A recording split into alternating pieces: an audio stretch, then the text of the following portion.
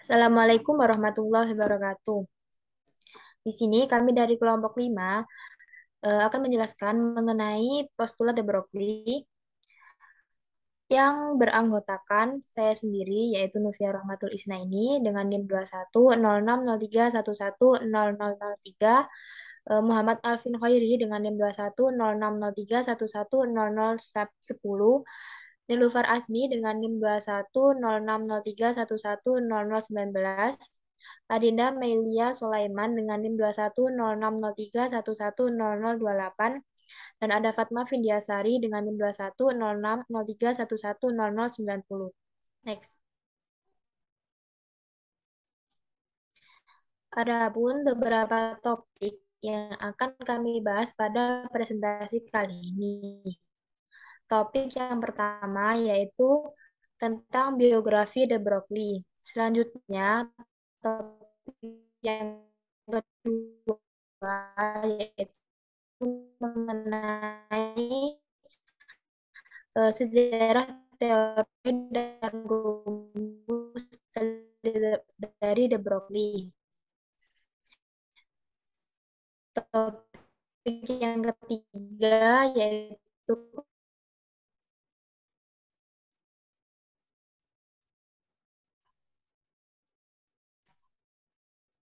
next.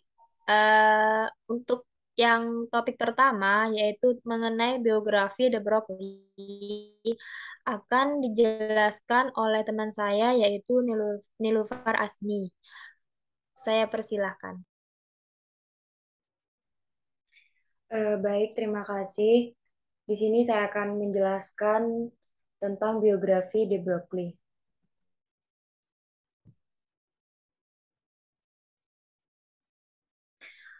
Louis de Broglie merupakan ahli fisika murni Prancis, penemu sifat gelombang elektron, pengarang, guru besar, doktor, pemenang hadiah Nobel dalam fisika pada tahun 1929, serta anggota Lembaga Ilmu Pengetahuan Prancis dan bangsawan Inggris.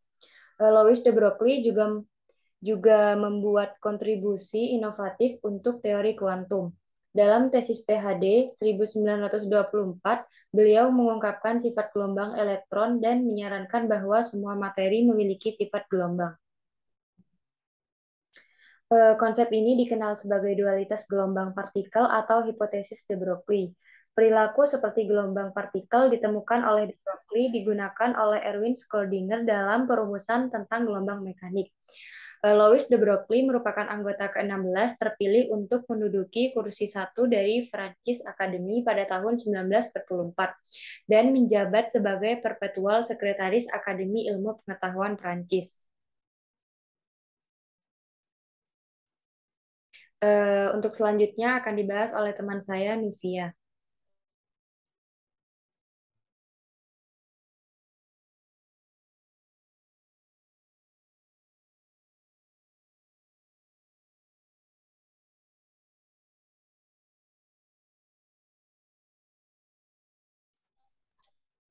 Baik, terima kasih. Di sini saya akan menjelaskan mengenai sejarah teori dan rumus dari postulat de Broglie. Next.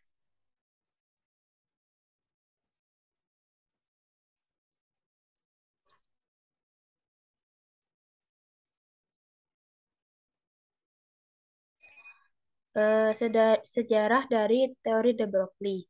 Pada tahun 1924, Louis de Broglie mengemukakan pendapatnya mengenai materi yang memiliki dua sifat. Yang pertama yaitu materi sebagai gelombang dan materi sebagai partikel, di mana materi sendiri ini yaitu adalah cahaya.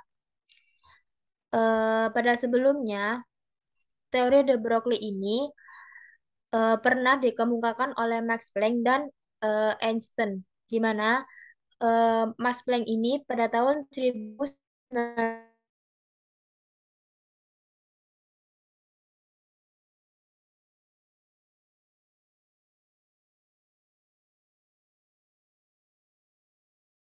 statistika pada aturan baru benda hitam Planck, yakni adanya dualisme mengenai partikel gelombang.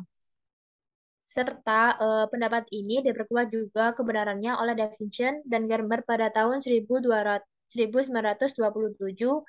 yang menemukan seberkas sinar elektron yang dapat difraksikan melalui sebuah kristal. Nah, pada peristiwa difraksi ini hanya dapat diterangkan dengan teori gelombang, sehingga dapat disimpulkan bahwa elektron juga bersifat sebagai gelombang. Next.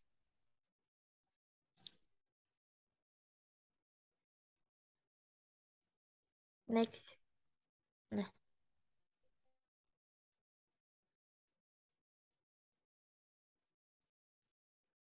adapun postulat dari de Broglie ini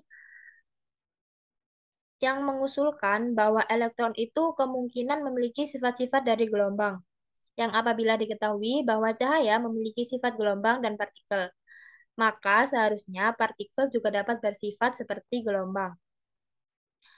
Menurut hipotesis de Broglie ini, frekuensi dan panjang gelombang dapat ditentukan melalui energi dan momentum partikel dengan menggunakan rumus-rumus yang ada pada rumus Einstein dan Max Planck. Next.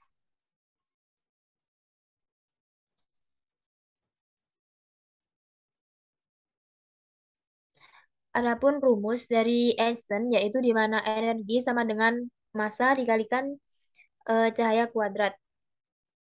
Dan rumus dari Max Planck sendiri yaitu energi sama dengan tetapan Planck dikalikan dengan V. V. Sehingga didapatkan dari dua rumus itu, menurut postulat Broglie, di mana P atau momentum sama dengan M dikalikan V. Sehingga di mana P sendiri itu adalah tetapan Planck dibagi lambda. Sehingga didapatkan di mana frekuensi sama dengan energi dibagi dengan tetapan Planck, atau lambda sama dengan tetapan Planck dibagi dengan momentum, yang dimana ia juga sama dengan tetapan Planck dibagi dengan M dikalikan dengan V. Pada hipotesis de Broglie ini menjelaskan bahwa partikel khusus seperti elektron yang semakin cepat dengan kecepatan yang mendekati kecepatan cahaya akan memiliki momentum kecepatannya. Dan dengan adanya momentum ini, elektron akan memiliki panjang gelombang, di mana panjang gelombang atau lambda dari sebuah partikel dapat dihitung menurut persamaan de Broglie. Adanya panjang gelombang inilah yang menyebabkan partikel bergerak cepat seperti sifat gelombang. Next.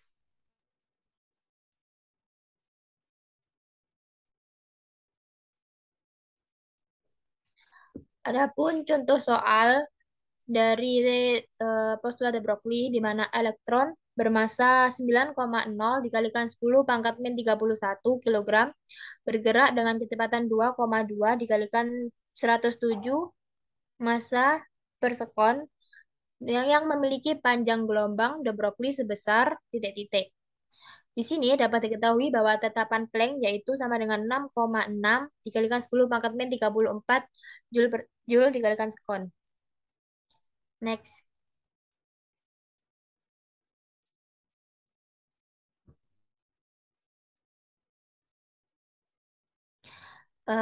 Adapun penyelesaian dari contoh soal tersebut yaitu yang ditanya adalah lambda. Sehingga rumus dari lambda sendiri yaitu tetapan Planck dibagi dengan M dikalikan dengan V. Di mana tetapan Planck sendiri yaitu 6,6 dikalikan 10 pangkat min 34 Joule sekon dibagi dengan masanya sendiri yaitu 9,0 dikalikan 10 pangkat min 31 kilogram dikalikan dengan V sendiri yaitu 2,2 dikalikan 107 massa per sekon. Sehingga didapatkan lambda sebesar 3,3 dikalikan 10 pangkat min 11 apa 10 pangkat min 11 M.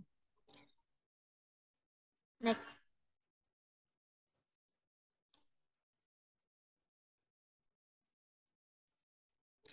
Baik, selanjutnya untuk konsep dasar yang ketiga akan dilanjutkan oleh teman saya yaitu Adinda Melia. Saya persilahkan.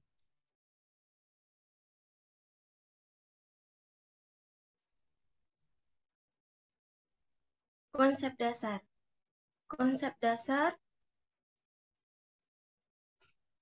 terdiri atas dua, yaitu ada dualisme partikel gelombang dan gelombang materi. Dalam fisika modern, ada salah satu bagian dari ilmu fisika yang mempelajari perilaku materi dan energi pada skala atomik dan partikel subatomik atau gelombang yang mempunyai prinsip sama seperti dalam fisika klasik. Namun, materi yang dibahas dalam fisika modern adalah skala atomik atau subatomik dan partikel bergerak dalam kecepatan tinggi. Kemudian, ilmu fisika modern dikembangkan pada awal abad 20 yang dimana perumusan dalam fisika klasik tidak lagi mampu menjelaskan fenomena yang terjadi pada materi yang sangat kecil.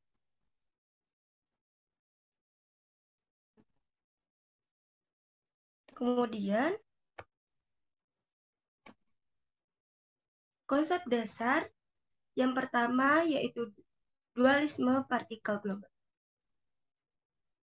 Hasil eksperimen, interferensi, dan difraksi membuktikan bahwa teori tentang cahaya sebagai gelombang telah mantap pada penghujung abad 19.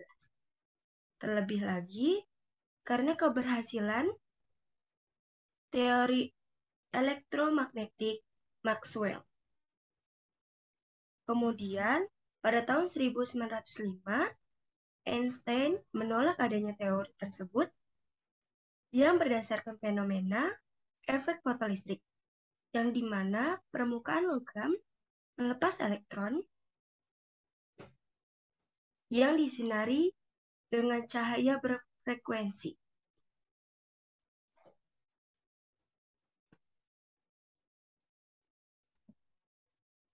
Yang rumusnya seperti partikel lebih besar sama dengan W dibagi H, W yang artinya fungsi kerja logam. Kemudian menurut Albert Einstein, di dalam fenomena tersebut, cahaya harus dipandang sebagai kuanta yang disebut dengan foton, yang dimana partikel cahaya dengan energi kuantum E sama dengan H dikali V. Dalam teori relativitas khusus di tahun 1905, hubungan energi dan momentum suatu partikel diungkapkan sebagai berikut, yang dimana P adalah momentum partikel, MO adalah massa diam partikel bersangkutan, dan untuk foton yang tidak mempunyai massa diam, sedangkan energinya E sama dengan H dikali V. Maka, momentum foton adalah adanya momentum yang mencirikan sifat partikel dari cahaya. Kemudian, yang kedua ada gelombang materi.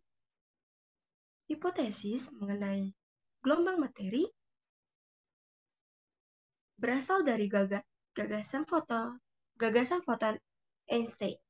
Kemudian, diterapkan oleh Louis de Broglie pada tahun 1922.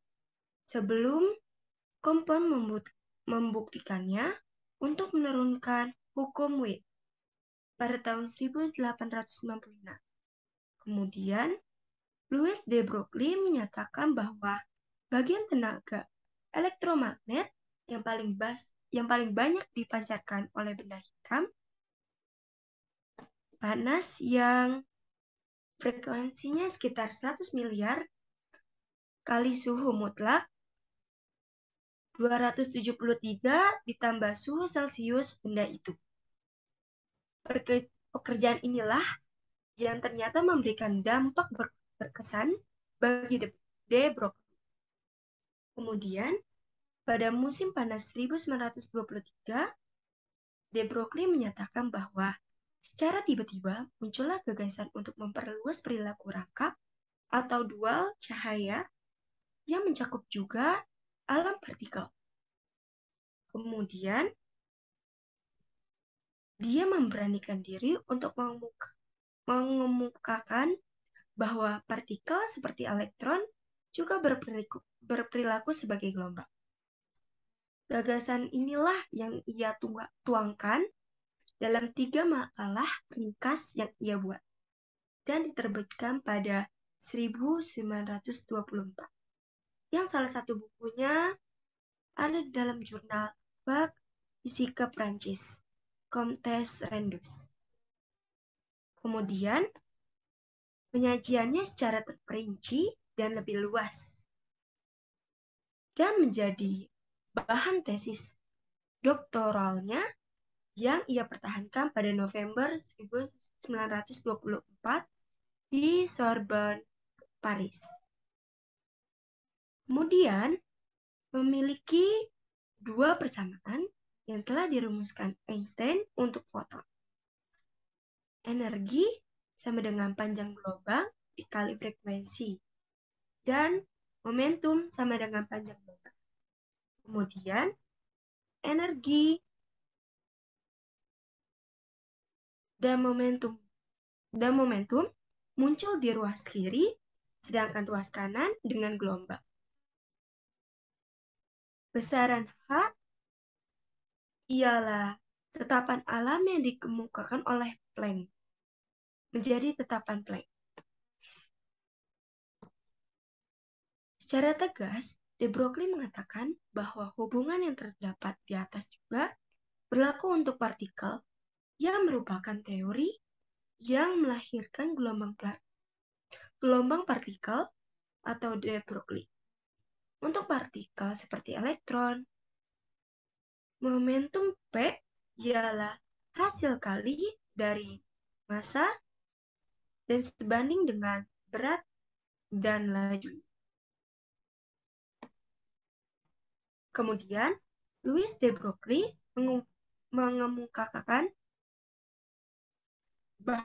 bahwa tidak hanya cahaya yang memiliki sifat mendua, tetapi pada partikel juga memiliki sifat gelombang. Kemudian, menurut de Broglie, suatu partikel yang memiliki momentum P dipandang sebagai gelombang, dan panjang gelombang inilah yang disebut dengan panjang gelombang de Broglie yang bersifat berbanding terbalik dengan massa dan laju partikel. Kemudian, menurut Bohr, postulat kuantisasi momentum sudutnya tanpa adanya alasan finish sama sekali. Kemudian, Louis de Broglie dengan teori gelombang partikelnya menjelaskan bahwa partikel, misalnya seperti elektron yang bergerak dengan kecepatan v, kemungkinan memiliki sifat gelombang dengan panjang gelombang lambda yang sesuai. Kemudian, hipotesis ini telah diuji oleh Davidson, Germer, dan J.P. Thomson yang membuktikan bahwa adanya pola difraksi pada elektron seperti pada gelombang. Kemudian akan diteruskan oleh teman saya, Fatma.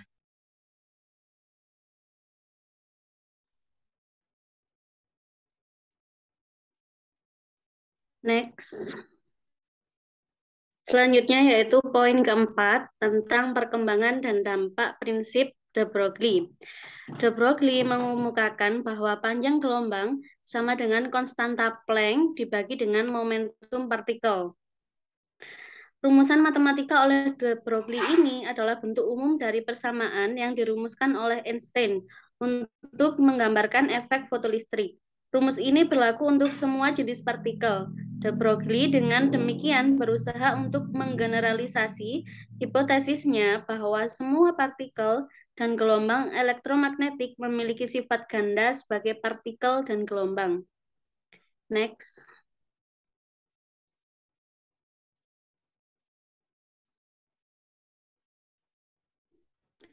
Hipotesis dan rumus de Broglie dikonfirmasi dengan mengamati difraksi elektron dari dua percobaan independen 3 tahun kemudian, pada tahun 1927. Clinton Joseph Davison dan Lester Hubert Germer di Amerika Serikat mengkonfirmasi hipotesis de Broglie tentang partikel elektron di Bell Laboratories menggunakan kristal nikel sebagai target. Mereka menembak elektron dan menemukan bahwa elektron terdifraksi. Hipotesis de Broglie terbukti benar ketika sifat gelombang elektron ditemukan. Elektron memiliki sifat difraksi seperti sinar X. Karena dualisme elektron sebagai materi dan elektron sebagai gelombang, lintasan elektron yang diusulkan oleh Bohr tidak dapat dibenarkan. Gelombang merambat melalui area tertentu alih-alih berjalan di sepanjang garis. Next.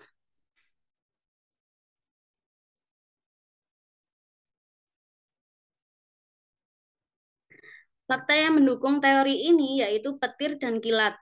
Kilat akan lebih dulu terjadi daripada petir. Kilat menunjukkan sifat gelombang berbentuk cahaya, sedangkan sifat partikel berbentuk suara. Hipotesis de Broglie ini dibuktikan oleh C. Davidson L. Hagimer, yaitu seorang saintis asal Amerika Serikat. Next.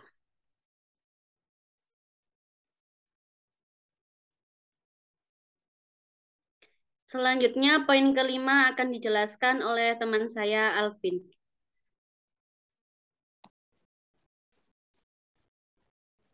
Iya, untuk selanjutnya adalah mengenai kelebihan dan kekurangan dari prinsip Louis de Broglie itu sendiri. Terus kelebihan dari teori dari Louis de Broglie sendiri adalah yang pertama mampu menjelaskan posisi atau letak kebolehjadian ditemukannya elektron. Terus yang kedua sendiri mampu menjelaskan tentang di mana posisi elektron saat mengorbit. Jadi pada